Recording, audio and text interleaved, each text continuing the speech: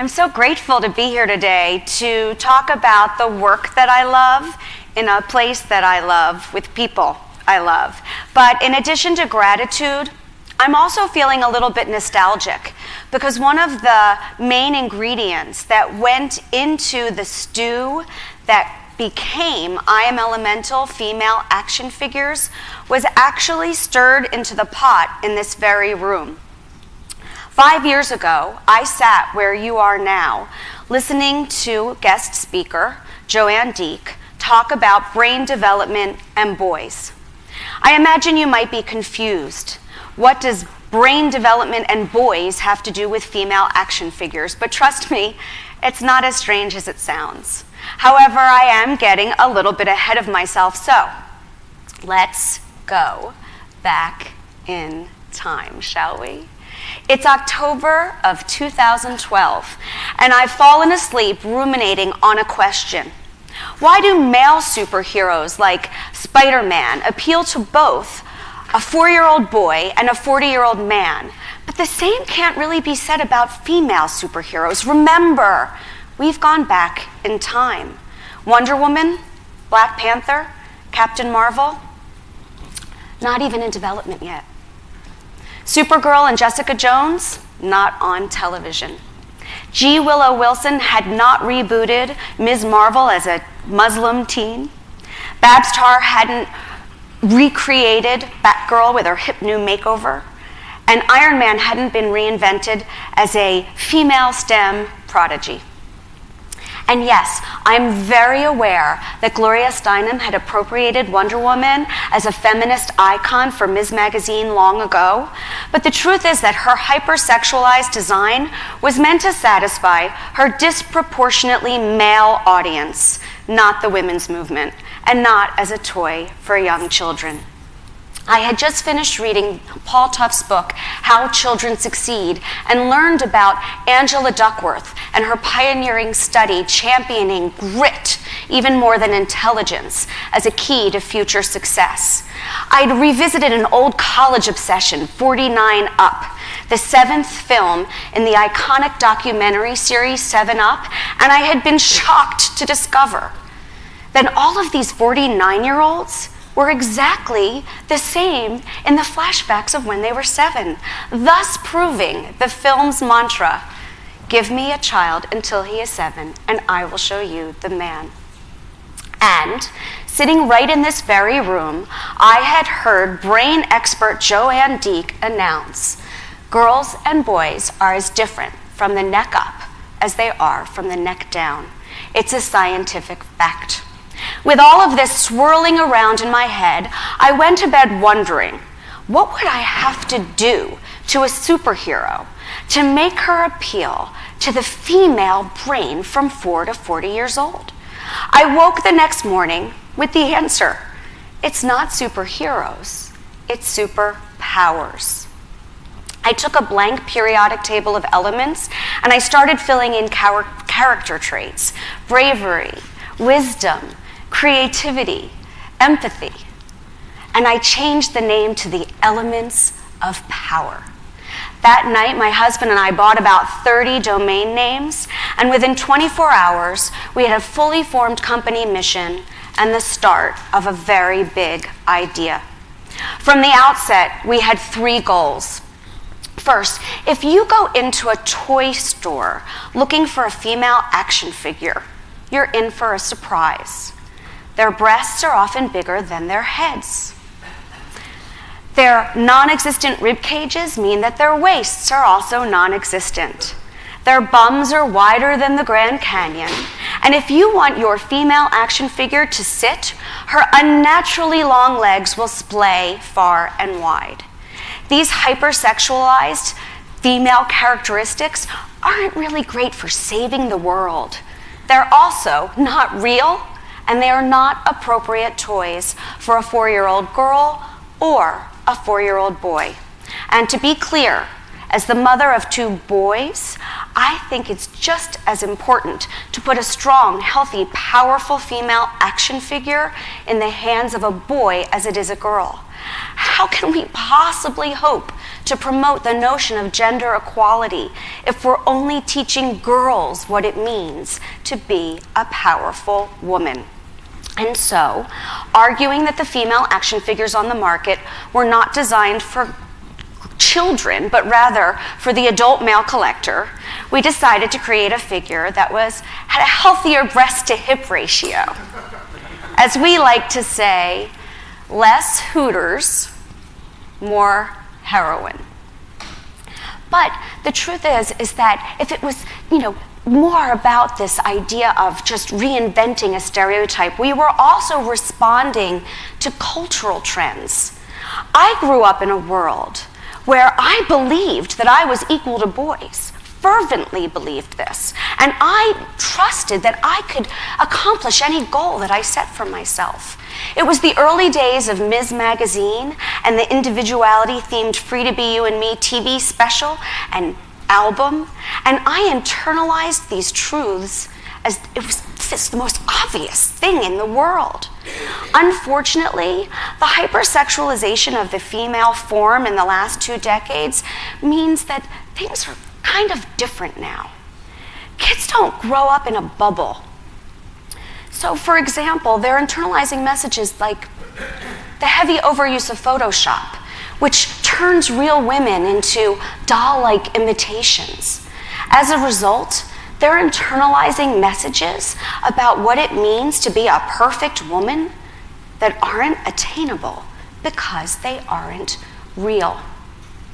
But if it was just about changing the breast-to-hip ratio, then of course Mattel and Hasbro, DC and Marvel, they would have made the change long ago. Which brings me to our second goal, reinventing the superhero myth. In the I Am Elemental universe, you are the superhero, and the figures are the personification of your powers. In the I Am Elemental universe, we believe that kids are able to understand these concepts of power and character much younger than most adults give them credit for. And so we deliberately don't dumb it down. This is not Betty bravery and Patty persistence. As we like to say, it's character, not characters. By breaking courage down into bravery, energy, honesty, industry, enthusiasm, persistence, and fear, for example, we found that kids can easily digest and access these powers. And what we've discovered is that they really very quickly come to understand that they have powers inside of them and that they can use these powers to do good in the world. That's the larger I Am Elemental message. We've also given each figure a superpower. So for instance, bravery has the power to create a protective force field around herself and others. We also wanted to inspire girls to be their most powerful selves by using real-life heroes. We say, real heroes walk among us. And so every series in the I Am Elemental universe has a real muse to inspire both the girls as well as our design aesthetic. In the first series, for example, Joan of Arc is the muse. It wasn't only exceedingly rare for a woman to lead an army into battle, but a man too. And the fact that she was a teenager only adds to her allure. Her story sends a clear and powerful message that no matter our circumstances, everyone has the capacity to do courageous things and really be their best selves. Studies show that as girls head toward their teenage years, there's a dip in their self-confidence and the way that they perceive themselves. We realize that the truth is that our core is formed much earlier than many people understand. I may look like this, but this is who I am on the inside. We hope that by embedding a message of empowerment inside our action figures, we're essentially arming girls and sending them out into the universe with powers so they're better able to deal with all of the challenges that will come their way as they head into their adolescence and adulthood. But we also subscribe to the notion that despite the fact that we arrive at elementary school with our bags packed, metaphorically speaking, we also are all really very much a work in progress, capable of making choices to be our best selves every day. Some people choose to use their powers to do truly remarkable things. But whenever you make a choice to be your best self, to do the right thing, do the kind thing, do the hard thing, whatever it is, you are being powerful too. Every single one of you, which leads us to our third goal. We wanted to make sure that these figures were forward-thinking in their design and engineering. We argued that if they weren't fierce-looking and fun to play with, then what's the point? They had to appeal to every superhero, not just girls. And so we spend a lot of time thinking about articulation. We love articulation. Movement is at the core of the action figure play experience. I'm also obsessed with colors and with the accessories. They joke that I sleep with the Pantone book. It's like a color dictionary. I prefer a palette that veers toward the modern and unexpected. I also select colors that have no reference to ethnicity. We don't want skin color to play a role in how any of these powers are perceived.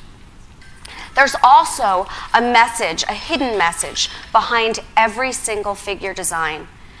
For instance, Persistence's cape is modeled on the ocean wave. I call them hidden Mickeys because the truth is that we always get knocked down, but if we use our power of persistence, we can get back up. As a result, we say that you can dive as shallow or as deep in the I Am Elemental universe as you want. For some, they're just a really cool toy. For some, they're a beautifully designed collectible. For some, they're a talisman, a symbol of empowerment they can put out on their bureau or put in their pocket for good luck. And to some, they're a teaching tool. Just don't call them a doll.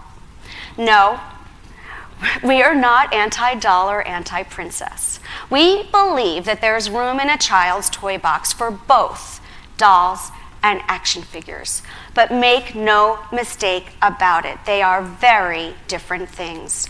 Dolls you primp, you change their clothes, comb their hair. Action figures take on challenges, fight bad guys, have superpowers. That is at the heart of our tagline. If you give a girl a different toy, she will tell a different story. We believe if you change the way girls think by making them the protagonists of their own empowering story, we can change the way they think about themselves and their role in the world around them. But that doll distinction is also very important because we are girl-targeted, boy-inclusive. As I've already mentioned, I'm the mother of 2 boys, and I think it's just as important to put a healthy female action figure in a boy's hand. And so, when we design the action figures, we're designing them for girls, of course, but we're also designing them to appeal to my sons and their friends. And that decision actually was the key to our success. When we launched on Kickstarter in May of 2014 as the first company in the world ever to create female action figures specifically for girls, the most amazing thing happened. We met our $35,000 goal in 48 hours, and we went on to raise almost $163,000 with more than 2,500 backers in all 50 states and on 6 continents. What this meant is that we were one of the top 1% earners on Kickstarter that year. And Time magazine named us one of the 25 best inventions and best toys of the year. But what was really remarkable was the profile of our backers. Yes, we had parents who were buying these figures for their children because they liked the message. And yes, we had women who loved the breast-to-hip ratio. But what drove our success into the six figures was actually adult male collectors. They loved that we had spent as much time on the design and engineering as we had on the messaging. But it gets even better. When we distributed the Kickstarter Rewards, I started getting emails that went something like this. I'm a 24-year-old man, and I bought these figures because I liked their design and their articulation, but I went through the journal that you included with the action figures, with its inspirational quotes and self-reflection, and I think these figures are important for everyone, but really very important for girls. Floating on a wave of positive feedback from collectors, from parents, grandparents, women, and of course, most important, kids. We arrived at our first toy fair in 2015 feeling powerful, pun very much intended. Instead, we were treated like a novelty act. A toy booth dedicated to action figures for girls? Unheard of. Impossible. Balderdash. Girls, the toy industry insisted, do not play with female action figures. The next year we arrived and everything had changed. Okay, a lot had changed. There were now 2 companies selling female action figures for girls. Banners throughout the hall proclaimed girl power. Mattel had partnered with DC Entertainment, and they introduced us to their new DC superhero girls. Far from a novelty act, we were now at the forefront of a cultural zeitgeist. For them, it was smart business. For us, it was real progress, or so we thought. That year, we introduced the world to our new series, The Wisdom Warriors. Creativity, ingenuity, curiosity, logic, exploration, mastery, and oblivion. And we had a new muse, Hypatia, an ancient Alexandrian mathematician, astronomer, and philosopher. I love that Hypatia is the embodiment of a polymath, a great thinker, someone who knows a lot about a lot of different things. Of course, I want kids to play with the Wisdom Warriors and have a wonderfully imaginative play experience, but I also want them to come away inspired, to be a great thinker themselves, to grow a powerful brain, and want to be curious and eternal learners. But here's where it gets a little confusing. That year, one of the most powerful executives in the toy industry came to visit my booth. One of my favorite quotes is Michelangelo's "always learning." The artist, not the Ninja Turtle. And I foolishly thought that this 5-minute flyby was going to be filled with pearls of wisdom. Instead, he left me with these 2 suggestions. First, you gotta dumb it down. Girls aren't going to be able to understand these concepts. And 2, you should really spend some time watching how girls play. Quite frankly, I was shocked. In a space of 5 minutes, Mr. Toy Executive had burst my girl power gender equality bubble and reminded me how very far the toy industry still has to go to catch up with society's changing ideas about gender and toys. I told a friend how surprised and disappointed I was. She took me to task. "Truly," she said, "this man runs an international company. He spends a small fortune every year researching how kids play. He sells millions of toys to the masses. He knows what he's talking about." She's right. He's right. But so am I. The funny thing is that even when research is right, it's not necessarily conclusive.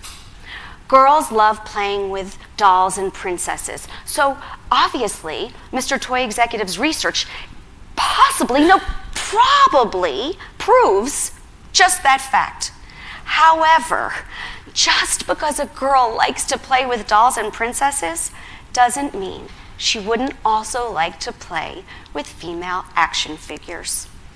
When my son was younger, he used to spend a lot of time with two adorable sisters. Whenever the play date was at their house, at some point in the day, the girls would be dressed as princesses, and my son would be a knight wielding an invisible sword, saving them from some disaster. But when the play date was at my house, at some point in the day, all three of them would be wearing armor, wielding shields and swords, happily saving the day together. Anecdotal, of course, but it still serves to prove my point. Play is powerful. The toys that girls play with impact the stories they tell. The story that unfolds when a girl is playing with two dolls dressed as princesses is very different from the story that naturally unfolds when she's playing with one dressed as knights, for example. The same with boys. I gave some courage figures to two brothers, and their mother told me that it was a revelation to hear them playing with I Am Elemental action figures. Until they started incorporating the figures into their normal play patterns, it had never occurred to her before that she had never before heard them say, "She's coming to save you. Here she comes to save the day." It's a subtle but important distinction. It doesn't change the way they play, but it does have the power to change their thinking.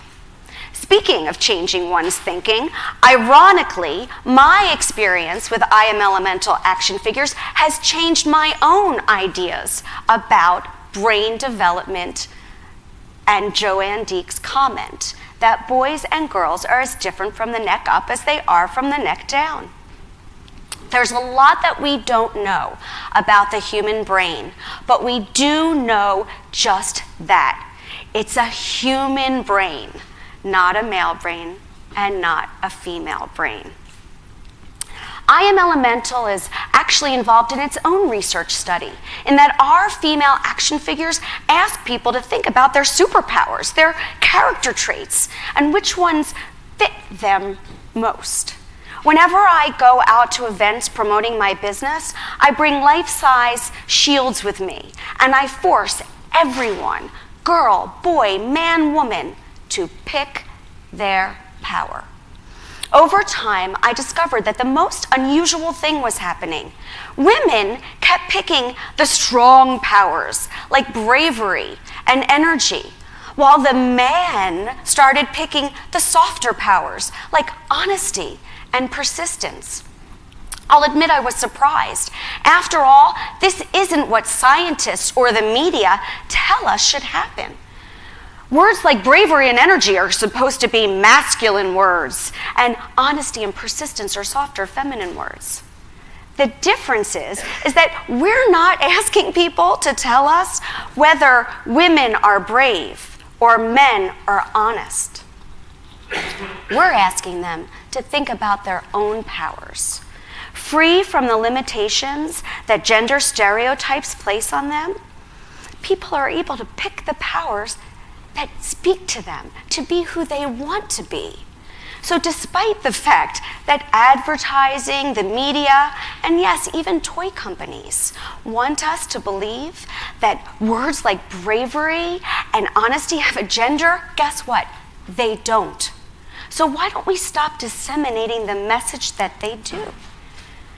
It's kind of scary, isn't it, to think that it really could be that easy.